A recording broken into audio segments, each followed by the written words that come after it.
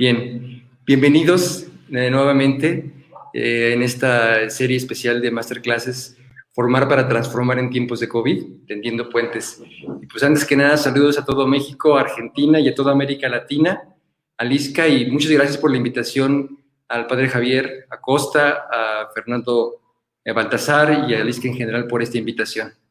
Y bueno, pues comentarles también que esta charla con el tema COVID-19 y sociedad, hacia dónde queremos ir, esperamos de su interés y sobre todo que nos ayude a entender lo que estamos viviendo en este momento como sociedad y en donde quizás encontraremos algunas preguntas que nos ayuden a clarificar hacia dónde queremos ir y a partir de este punto en el que nos encontramos. Esta plática desde luego se suma a las pláticas pasadas en las que han podido asomarse a los retos y oportunidades que nos ha planteado el COVID en la educación, lo interesante de una lectura femenina y teológica de esta problemática, y las aportaciones que podemos hacer desde la catequesis a favor de nuestra capacidad de resiliencia y empatía. Pues bien, pues comencemos.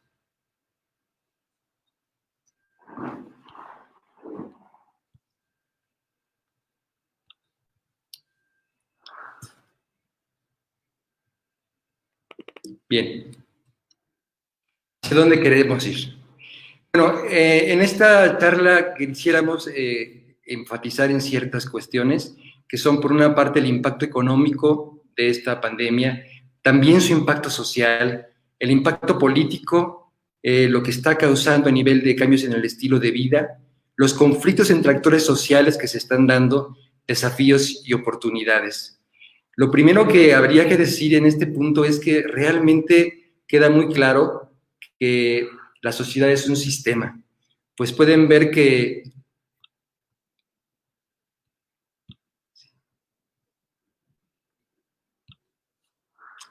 en este sistema está todo afectándose.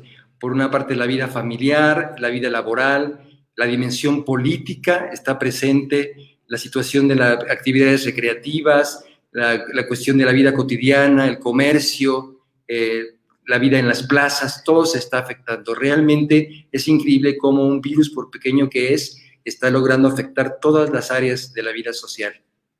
Otra cuestión muy importante que también queda muy clara es cómo realmente cada sociedad está viviendo este fenómeno de una manera diferente.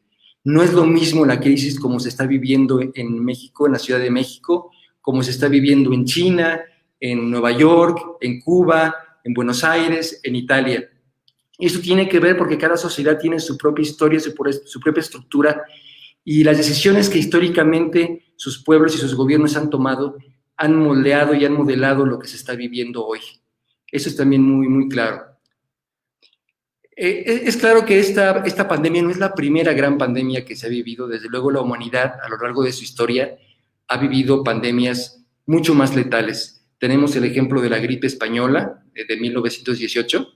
Esta gripe mató a cerca de 50 millones de personas.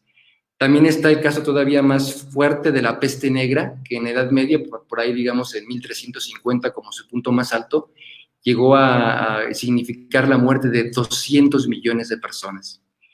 ¿Qué es lo que pasa ahora? Bueno, el tema de la globalización.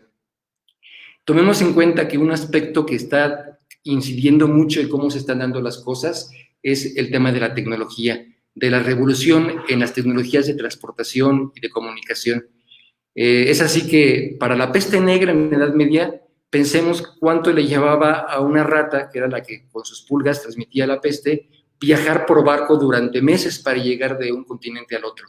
En cambio ahora, pues el virus, el COVID, viaja en vuelo, ¿verdad? En vuelos internacionales, y un hombre de negocios puede hoy estar en unas cuantas horas en otro lado del mundo, y esta velocidad es la misma velocidad a la que se está transmitiendo el COVID.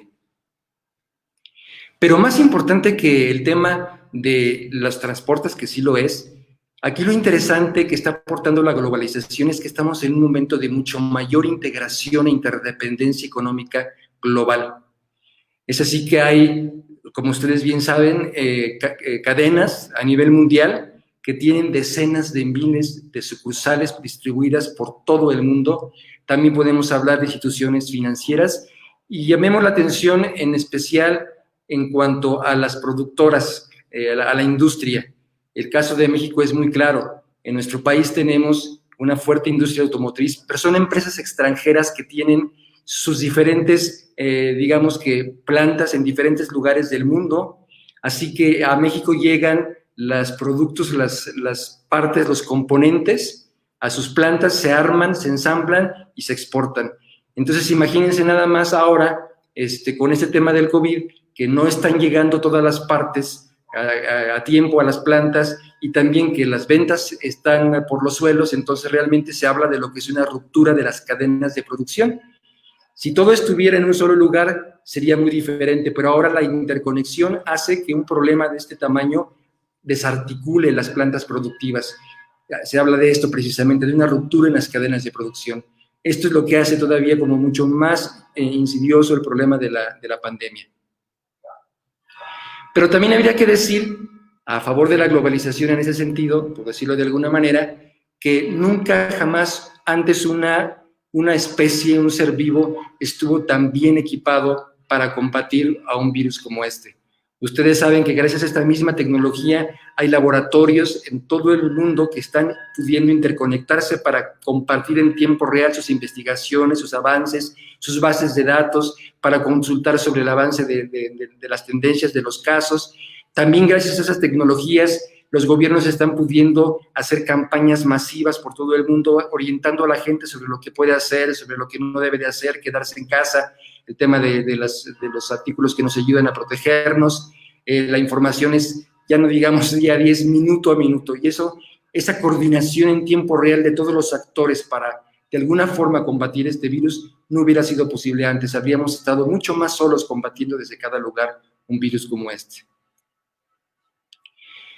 Y bueno, acá habría que pensar también desde este punto de vista social, bueno, este COVID, ¿en qué momento nos llega, no?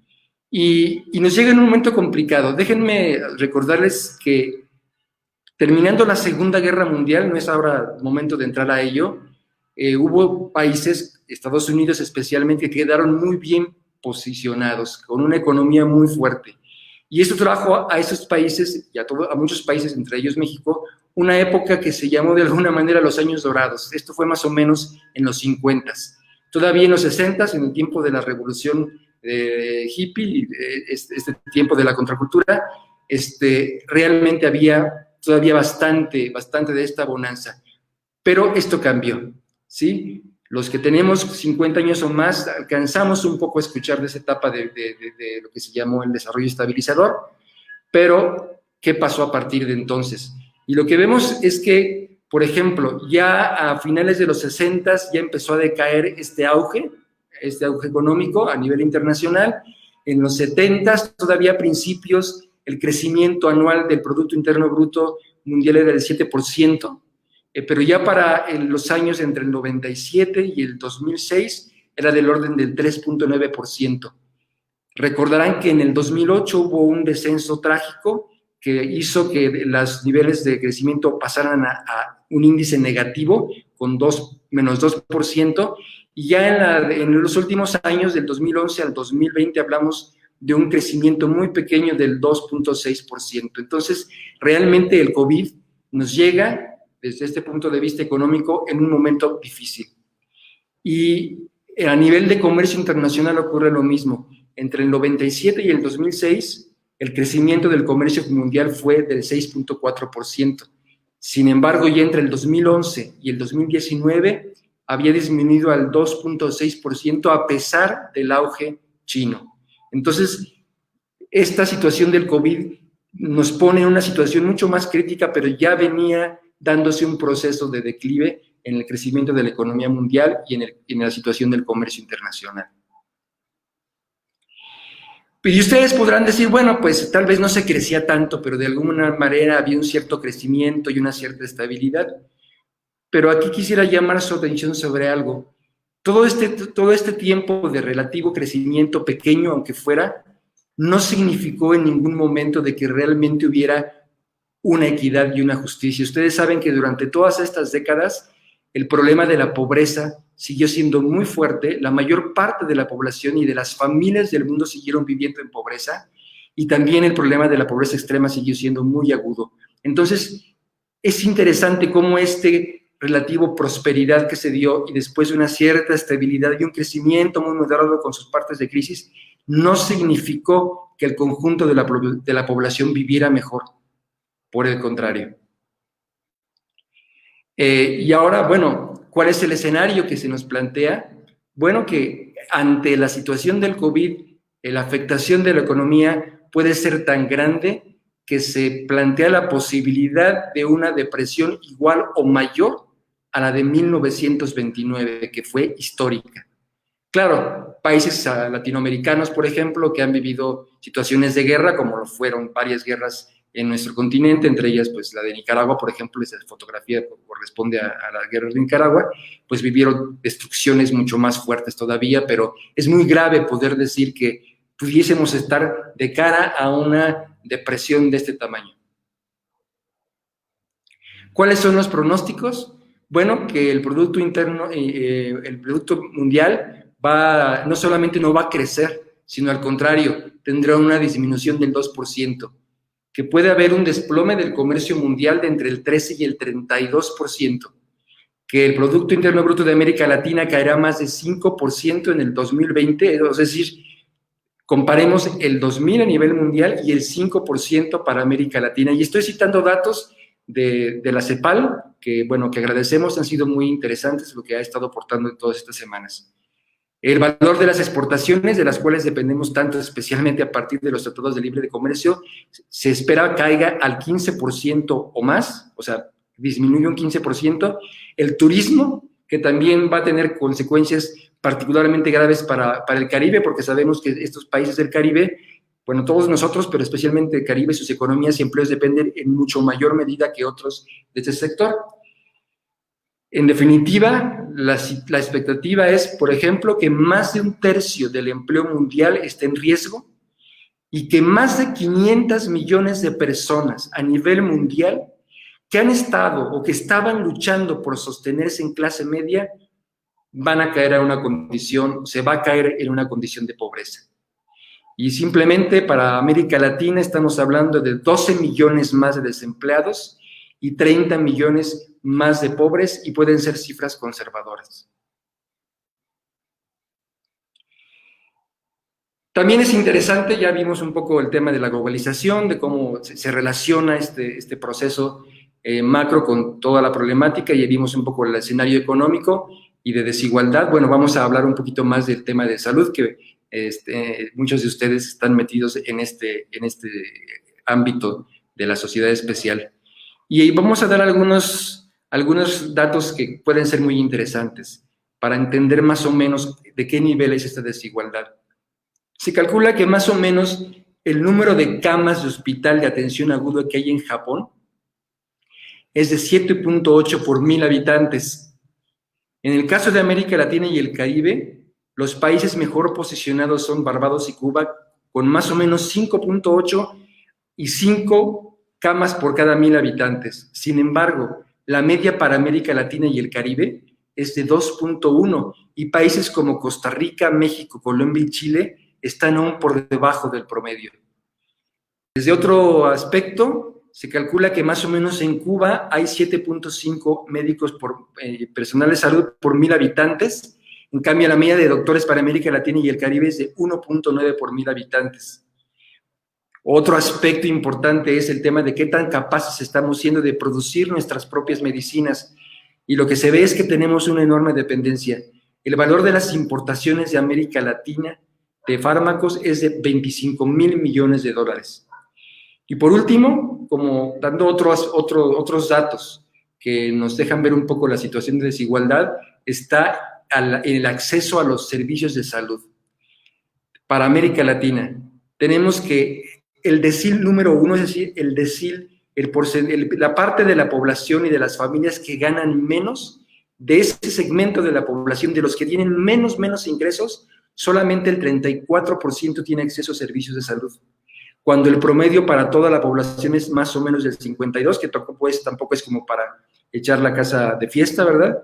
Y solamente el decil 10, o sea, el segmento de la población de América Latina que tiene mejor posición económica, tiene acceso al 71%. ¿Qué quiere decir esto? que aquellos con menos ingresos, que tienen un escenario más complicado, son también los que tienen menor acceso a los servicios de salud.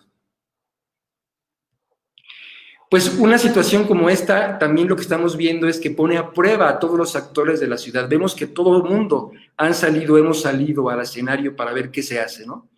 Y desde luego que hemos visto de todo, tanto a nivel local, regional, internacional. Y cosas muy de celebrarse, desde luego está ahí el tema de las donaciones, que hemos visto que ha habido donaciones cuantiosas de muchas cosas, por ejemplo, de cubrebocas, como también ha habido donaciones importantes de compañías privadas o de gobiernos de respiradores. Están también, desde luego, y lo quiero señalar de forma muy especial, la participación fundamental, entregada, generosa, de todos los trabajadores, los de salud, desde luego, pero también todos los trabajadores que forman parte del sector esencial que permite que la sociedad siga funcionando, ¿no? Aquí tenemos una imagen de lo que sería el sector energético, pero hay muchos sectores más que han estado funcionando necesariamente, las gasolineras, los que venden comida, las mismas farmacias, etcétera, ¿no? La lista es larga, y cuando vemos las calles solas y a esta gente saliendo a trabajar, nos damos cuenta del valor que se ha requerido para mantenerse en la trinchera, ¿no?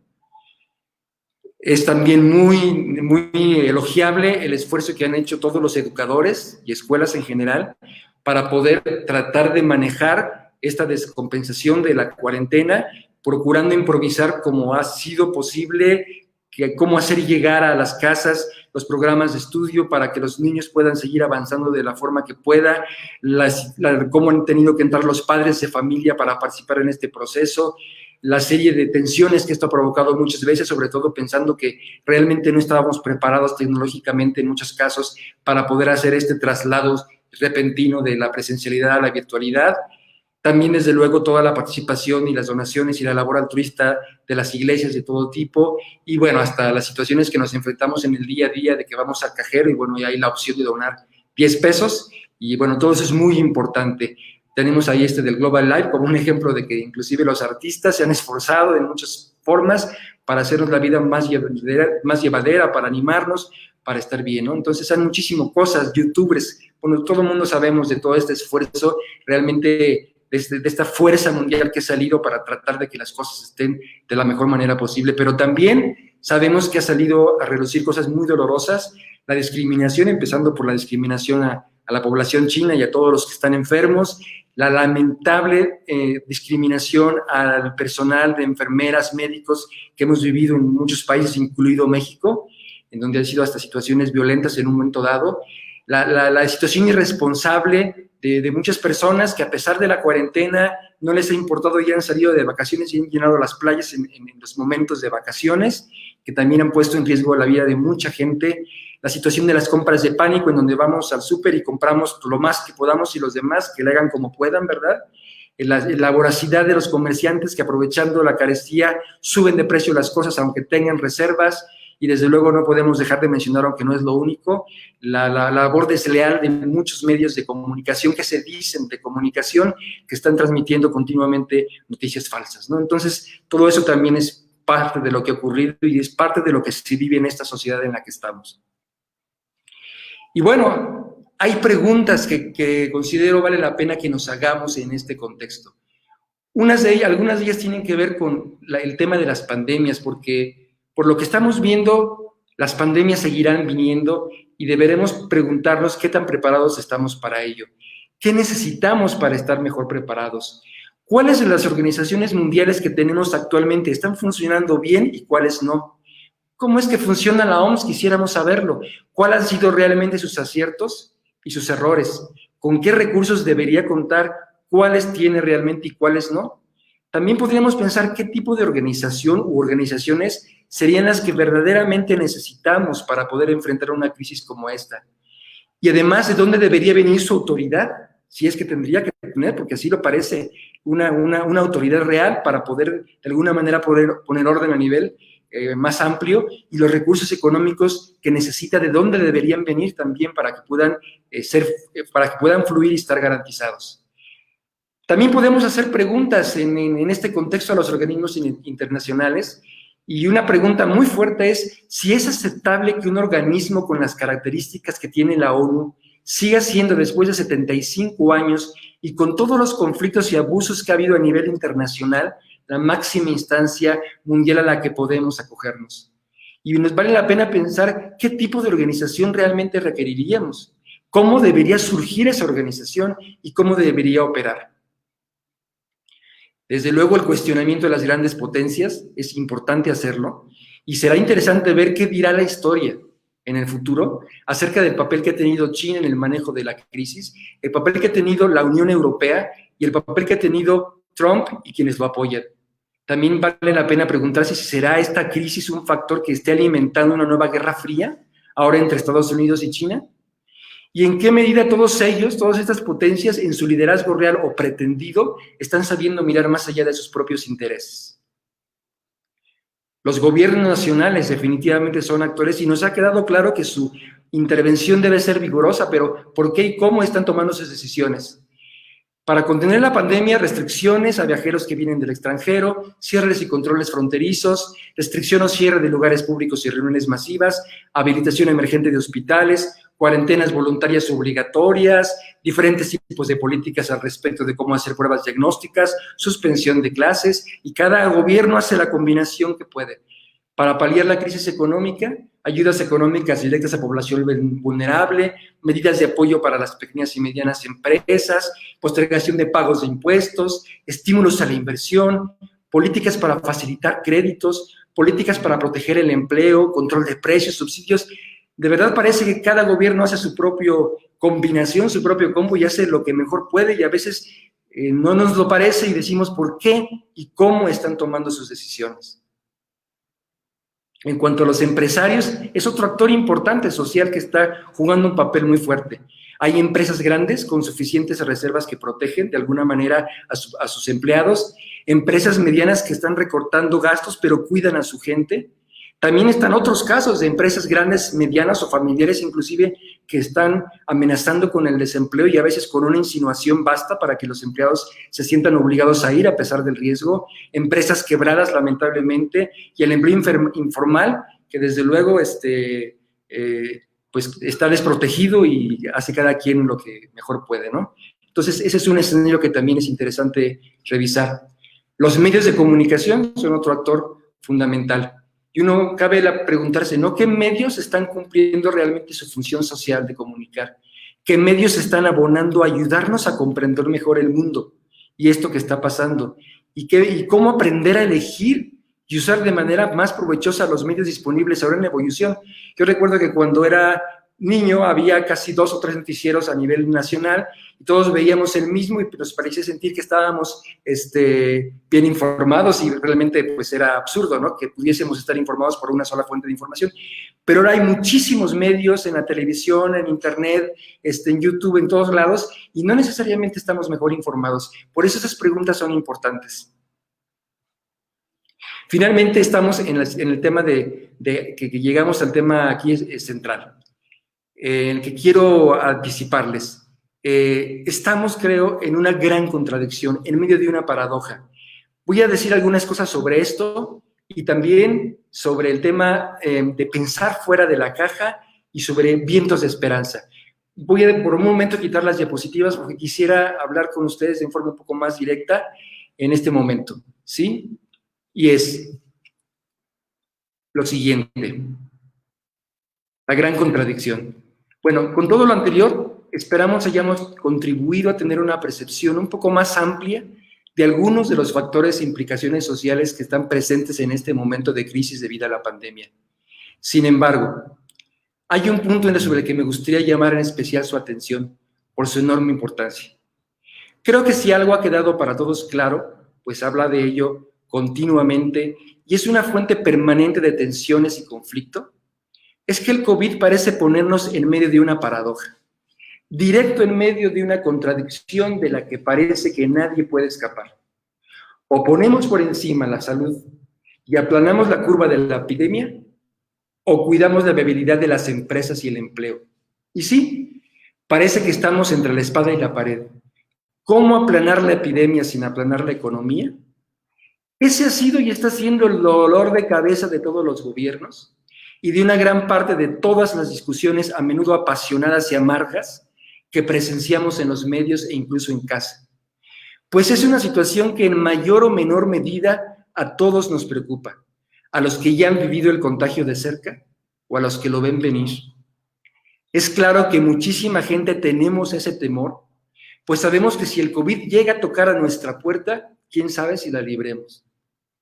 Pero al mismo tiempo está la imperiosa necesidad de salir a trabajar para sobrevivir y de seguir operando por parte de las empresas que no cuentan con reservas suficientes para tanto tiempo, que cada vez son más, por decirlo menos. Algunos comentan, lo escuchamos, es posible lograr las dos cosas de alguna manera. Y claro, la combinación de medidas, este combo, ¿verdad?, que cada país toma, eso es justamente lo que trata de lograr. Pero sabemos que en definitiva no podemos escapar a ese quebradero de cabeza, especialmente cuando vivimos en países que por las razones que fueran no cuentan con recursos abundantes para inyectar dinero por todos lados, al menos a un nivel suficiente para sentir alivio. Y la epidemia se prolonga cada vez más, eso sin mencionar los nuevos brotes que han aparecido en lugares que ya se sentían fuera de peligro. El caso de México en este momento es muy claro. ¿Cómo explicar que estemos asumiendo el riesgo de comenzar a dejar, aun cuando sea gradualmente, la cuarentena, justamente cuando el contagio está por todo lo alto? Indudablemente que la salud importa, pero es claro que la presión económica y política acumulada es ya enorme. Ya veremos qué pasa. Pero de que estamos en medio de dos fuerzas tremendas, de eso no hay duda. Y no podemos escapar de esta contradicción, al menos mientras sigamos, como dirían algunos, jugando el juego que estamos jugando. Y aquí viene este tema de pensando fuera de la caja. Si lo miramos bien, la contradicción profunda que estamos viviendo no es una contradicción a nivel de las personas. Es una contradicción a nivel del sistema. Es decir, vivimos bajo un sistema social, vivimos bajo unas reglas del juego que no nos dejan escapar de la contradicción. ¿A qué nos referimos? Pues que vivimos en un sistema en el que lo que domina es el libre mercado, la competencia, la ganancia individual. Se ha hecho así bajo la creencia de que ese sistema es el mejor para crear riqueza, y que una vez creada, las condiciones de vida irán mejorando para todos como en cascada. Se ha hecho así bajo la creencia de que este sistema de competir todos contra todos es la mejor forma de estimular, de incentivar la iniciativa, la creatividad y el progreso. Pues bien, está más que demostrado que no es así en el fondo. Puede ser cierto que los que entraron y entran a este juego en condiciones de ventaja sí hayan tenido o tengan, porque de hecho la tienen, las ganancias que esperaban o más, pero son una minoría cada vez más pequeña y más poderosa. También es cierto que este sistema, desde su nacimiento en Inglaterra hace 2 siglos, contribuyó a generar nuevas industrias y muchos recursos, pero eso no quiere decir, como vimos, que esa riqueza se haya distribuido con justicia, o que esa tecnología haya estado siempre al servicio del hombre. Estudios económicos muy importantes han dejado en claro que desde que este sistema llamado capitalismo surgió, el proceso de concentración de la riqueza en términos generales no ha dejado de crecer. Estamos hablando de estudios que han reunido información no de unos pocos años o sexenios, son estudios que han acumulado estadísticas de 150 o 200 años de historia del capitalismo. No vamos a decir aquí que la competencia o el libre mercado sean indeseables en todos los momentos y en todas las situaciones. Lo que sí deseo expresar es que la sobrevivencia, la seguridad, la salud y la dignidad de las personas y las familias no se pueden dejar a la suerte, sobre todo cuando los dados están muy cargados.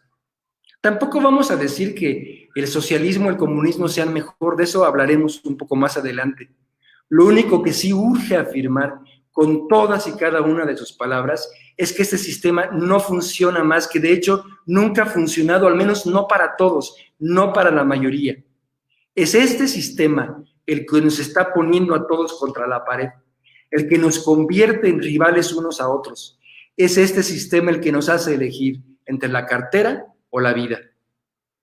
Somos América Latina, somos un subcontinente de pobres y al mismo tiempo somos un subcontinente que es rico en recursos, recursos que cuidadosa y respetuosamente utilizados, y sí, me estoy refiriendo a la protección de la ecología, al cuidado de la casa común en toda su integralidad, puede asegurar que nadie pase hambre, puede hacer posible un desarrollo sustentable.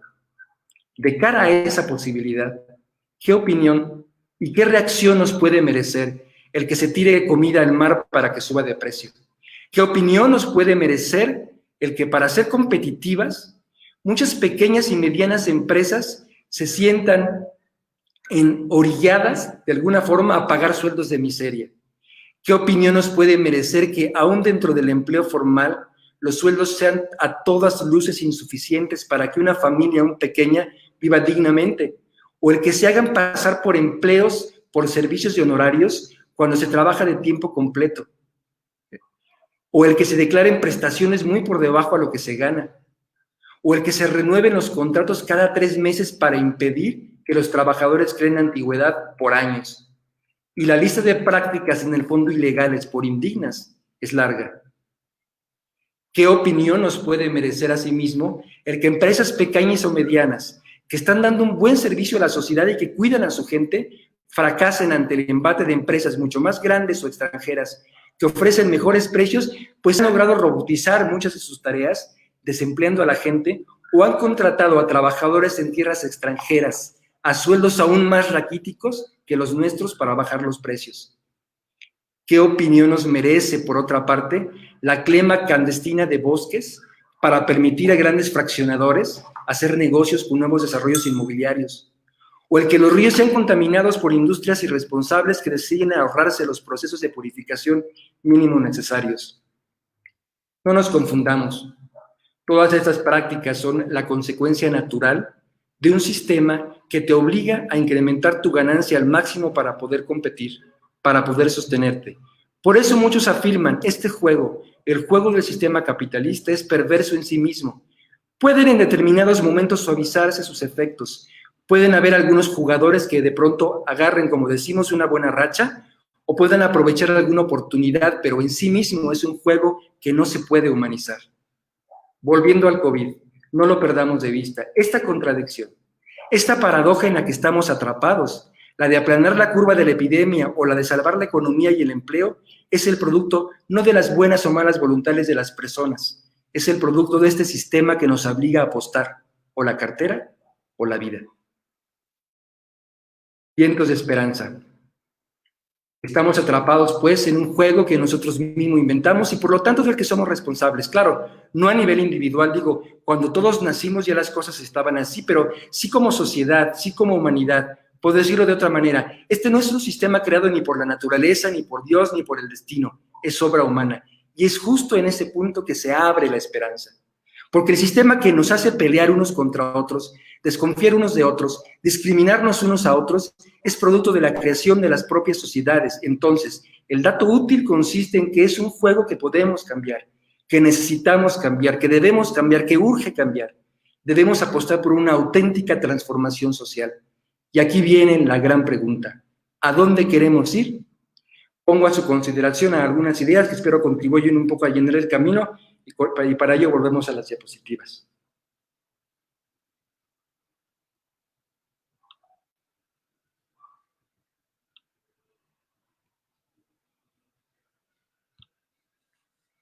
Bien. Lo primero que quisiera poner aquí a consideración es, uno, necesitamos ser socialmente innovadores. Quitemos de este cuento de brujas, de ese cuento del coco que, pues es capitalismo, socialismo nada más. Y si sientes tu necesidad de aferrarte al capitalismo, vas a decir, ¿qué quieres que te expropien tu propiedad? ¿Quieres que te expropien tu empresa? ¿Quieres que te gobierne un dictador? Eso es una situación en la que caemos fácilmente y que nos paraliza la mente. Yo me pregunto, ¿será posible que 126 millones de mexicanos o 600 millones de latinoamericanos, por decirlo de alguna manera, no seamos capaces de pensar, diseñar, considerar nuevos modelos sociales más allá del capitalismo? Yo creo que somos capaces, pero hay que romper la caja, salir de la caja y pensar en nuevas formas de vida. Urge hacerlo.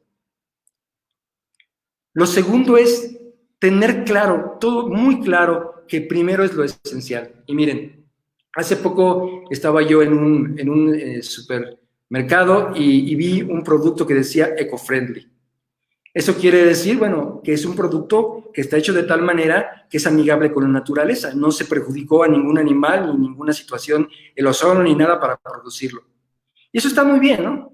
Pero yo me pregunto, ojalá hubiera también productos human-friendly, productos que tengan la etiqueta y que eso signifique que esos productos que estamos viendo ahí en un anaquel fueron producidos por empresas en las cuales sus trabajadores ganan todos por lo menos lo mínimo indispensable para vivir dignamente. Eso estaría muy bien también, ¿sí? Porque el sistema como está utiliza la pobreza como combustible para funcionar y eso no puede ser. Entonces, qué bueno que hubiera estos productos y yo me pregunto, si se exigiera eso, ¿cuántos anaqueles quedarían vacíos por estar utilizando la pobreza para producirse? Entonces, ¿qué requisitos tenemos para abrir una empresa? Tantas cosas de permisos de suelo, permisos de agua, permisos de cuántas cosas, pero pareciera que es fácil abrir una empresa y mantenerla abierta, aunque los trabajadores no tengan lo mínimo necesario para vivir. Cuidado de que se laven las manos, cuidado de que traigan su cubrebocas, pero eso otro no nos importa demasiado, quizás, ¿no? La tercera situación es otra invitación a recuperar una parte perdida de nuestras vidas, que es justamente la dimensión política. Aquí hay una imagen de un niño y un adulto y es, no creamos que alguien va a pensar por nosotros, ningún país, ningún líder, ningún grupo, ni va a poner sus intereses por debajo de los nuestros. Necesitamos nosotros participar en forma más directa y las movilizaciones comunitarias, sociales, grupales son fundamentales. No podemos pensar que alguien tiene siempre el acierto y que podemos echarnos a dormir una vez que los elegimos. Hay que estar atentos, hay que estar pendientes. Y el ejemplo que quisiera poner, el ejemplo de México, que de alguna manera, independientemente de qué tan satisfechos nos sintamos con respecto de lo que siguió después o de lo que ha seguido, que igual podemos ver muchas cosas buenas, pero el punto es que realmente pudimos coincidir como sociedad y actuar, movilizarnos, y pudimos hacer un cambio pacífico. Y ahora todas las movilizaciones que hay en Estados Unidos están pudiendo acorralar por un momento, por lo menos temporalmente, a alguien como Trump y la gente que lo apoya, y sí le pueden hablar a la cara, ¿no? Entonces, esta serie de movimientos comunitarios, sociales, son muy importantes para estar participando en ellos en forma más clara. Y es importante que veamos cómo sostener una movilización permanente de la sociedad para estar atentos. Eso requerirá toda una organización, toda una reorganización, una reconstrucción, una ingeniería, pero sí es importante pensar que tenemos que estar todos más involucrados en lo que está pasando. Hay una filósofa fabulosa que se llama Hannah Arendt, que nos propone que todos tenemos en nuestra vida como una parcela, nuestra vida personal, nuestra vida social, nuestra vida laboral, pero todos tuvimos y podríamos tener también esa parcela que es nuestra vida política y la hemos regalado, la hemos delegado y eso nos hace vivir en forma menos plena. Y la última situación tiene que ver con el cambio en estilo de vida. Un cambio como el que necesitamos, un cambio profundo, requiere que nos planteemos que tenemos que cambiar nuestra forma de vivir cada quien, todos. No va a ser posible un cambio fuerte si cada quien queremos seguir viviendo como estamos viviendo. Un tema es, por ejemplo, el COVID y la obesidad. ¿Qué nos dice el hecho de que tener un problema de obesidad nos hace más proclives a morir en una pandemia como esta? Pues que tenemos que ponernos las pilas. Quienes estamos en esa situación y es una cuestión de dieta, realmente pues habría que hacer algo más que buenas intenciones de año nuevo, ¿no? Cambiar nuestro estilo de vida con ejercicio, con alimentación, con todo lo que haga falta. Pero también tiene que ver con otras cosas, ¿no? Con lo que vendemos y con lo que compramos. Hace no mucho estaba en un poblado, en una comunidad wixárika, de unos 800 habitantes, y uno de los del consejo de ancianos, por decirlo de alguna forma, me decía que hacía no mucho tiempo llegó por primera vez la amenaza de que en su comunidad vendieran comida chatarra, refrescos y demás. Y ellos, como consejo de ancianos, no lo querían, pero ¿ante qué podían recurrir para detener la avalancha de productos chatarra de empresas nacionales y transnacionales gigantescas? Entonces, bueno, pero ¿qué pasa si somos más, no? Entonces, ¿qué tenemos? ¿Qué es lo que estamos vendiendo? ¿Qué es lo que estamos comprando? Otro ejemplo concreto de cómo nos podemos corresponsabilizar de la situación tiene que ver con la ilusión y la evasión fiscal. Justamente la CEPAL nos acaba de dar a conocer que con todo lo que dejamos de pagar los ciudadanos evadiendo impuestos, es equivalente a prácticamente 4 puntos del PIB de América Latina. Eso permitiría que el porcentaje del PIB que se dedica a salud por América Latina subiera del 2 al 6%, que es mucho más cercano a lo que se requiere, solo si dejamos de evadir impuestos como ciudadanos. Y por último, una cifra muy interesante del Consejo Económico y Social del Estado de Jalisco, ¿no?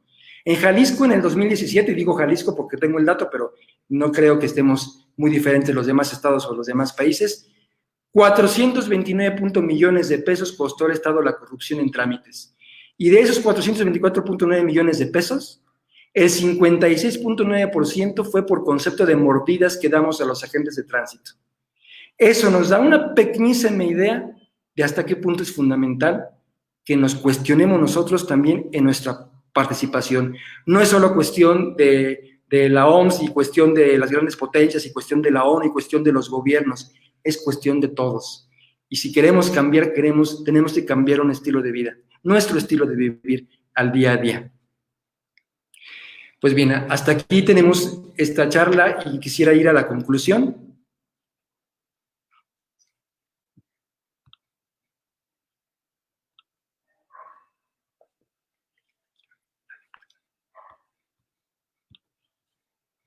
Bien.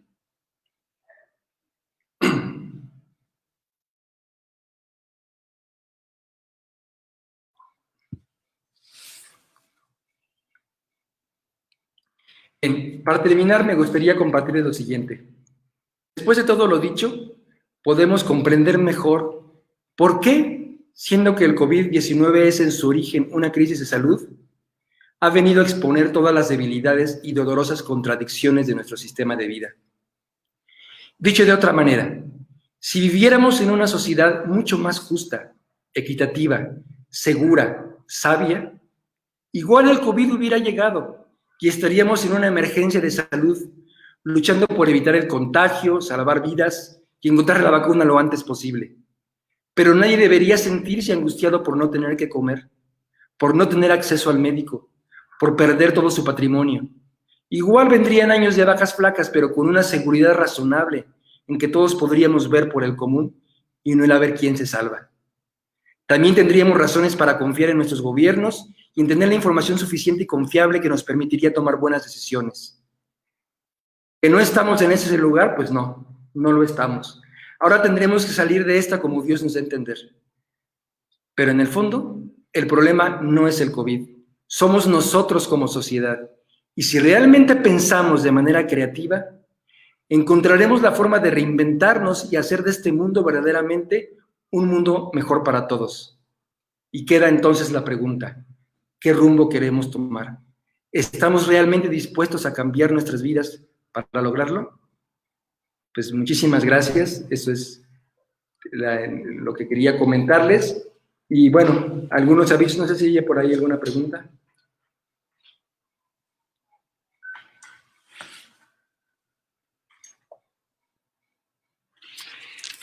Pues evidentemente este tema de la población migrante, dice, ¿cómo responder a la población migrante en medio de esta realidad?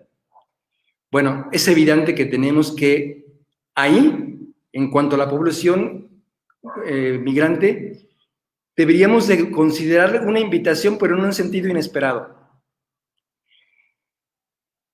Por ahí se habla de ser ciudadanos del mundo, pero eso de ser ciudadanos del mundo puede significar muchas cosas. Si ser ciudadanos del mundo significa que todos los pobres son nuestros, quiere decir que sin importar que tengamos cada uno nuestras raíces y nuestra cultura, todos estamos obligados solidariamente a respaldarles. Y hablo por los gobiernos, por las organizaciones internacionales y por todos nosotros que vemos día con día a los migrantes en las vías del tren, en las esquinas, pidiendo apoyo. Y no son solamente los migrantes. Al venir acá, vi a un chiquito de, no sé, 4 años en la calle montando todo un espectáculo, y realmente es de romperse el corazón. Todos los pobres son nuestros y todos estamos de alguna manera obligados a romper las fronteras de nuestra mente para considerarnos una sola humanidad y en ese sentido poder responder por todos.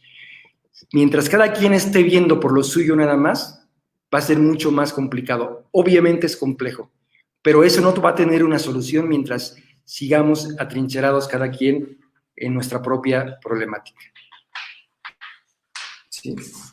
Bueno. En cuanto a los movimientos sociales, si deben ser violentos o cómo deberían de darse.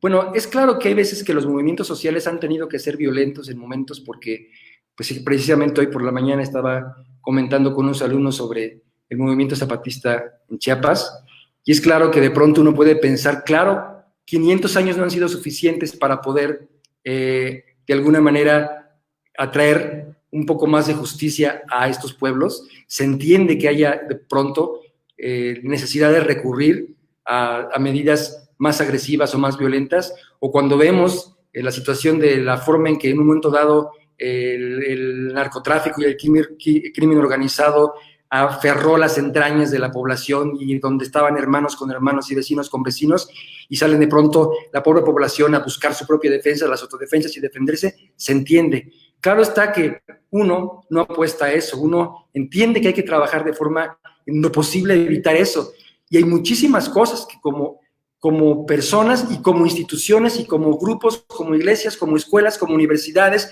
como centros de trabajo, tenemos que producir y participar en esta situación de idear nuevas formas. Yo creo que si todos los grupos sociales y todos los estratos nos ponemos las pilas, va a ser una intervención mucho más masiva.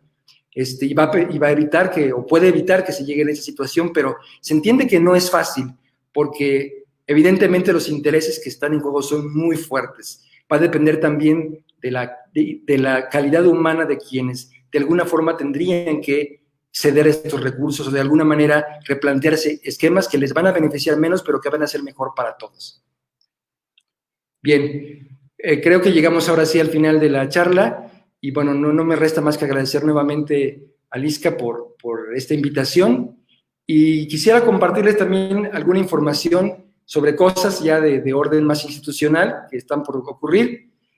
Por una parte, invitarles, pronto habrá un curso de actualización teológica pastoral en un curso de verano, con el expositor va a ser el doctor Jaime Franco, del 13 al 24 de julio, y bueno, están invitados a participar. Si les interesa, pueden mandar un mensaje por este mismo canal de Facebook.